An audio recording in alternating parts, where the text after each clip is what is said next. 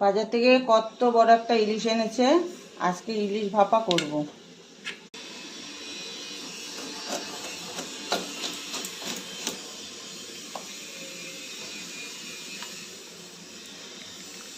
মাছের ডিম হয়ে গেছে।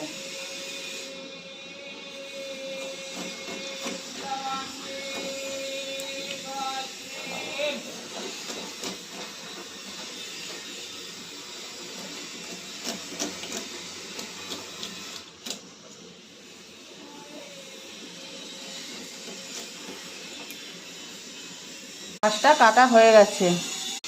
ইলিশ ভাপা করার জন্য এখানে সর্ষে, পোস্ত, কাঁচা লঙ্কা দিয়ে বেটে নিয়েছি। মাছ নিয়ে নিয়েছি, এবার সর্ষে পোস্তটা দিয়ে দেবো।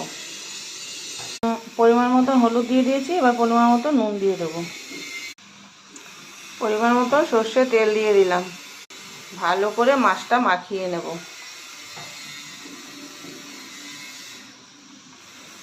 কলা পাতাগুলো একটু নরম করে নিয়েছি, এই যে এবার কলা পাতায় দিয়ে দেবো।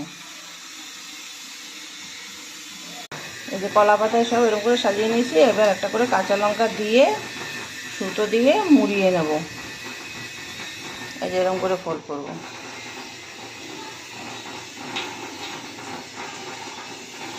আমি সুতো দিয়ে বেঁধে নিই।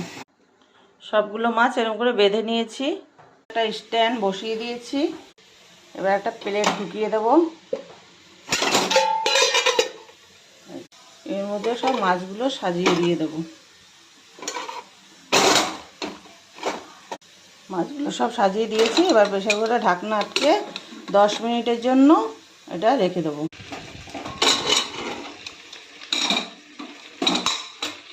দেখুন কি সুন্দর হয়েছে। এবার নামাবো। নামিয়ে নিলাম, একটু খুলে দেখাচ্ছি। খুব গরম।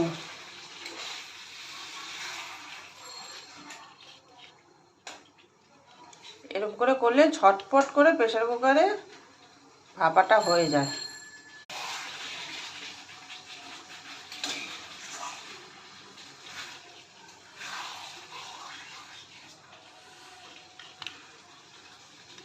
কি সুন্দর হয়েছে, দেখুন নরম তুলতুলে, ভেঙেই যাচ্ছে।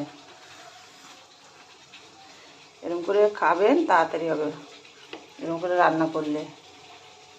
কেমন লেগেছে ভিডিওটা? লাইক, শেয়ার, সাবস্ক্রাইব করবেন। আবার একটা নতুন ভিডিও নিয়ে দেখা হবে। আজ তাহলে আসি।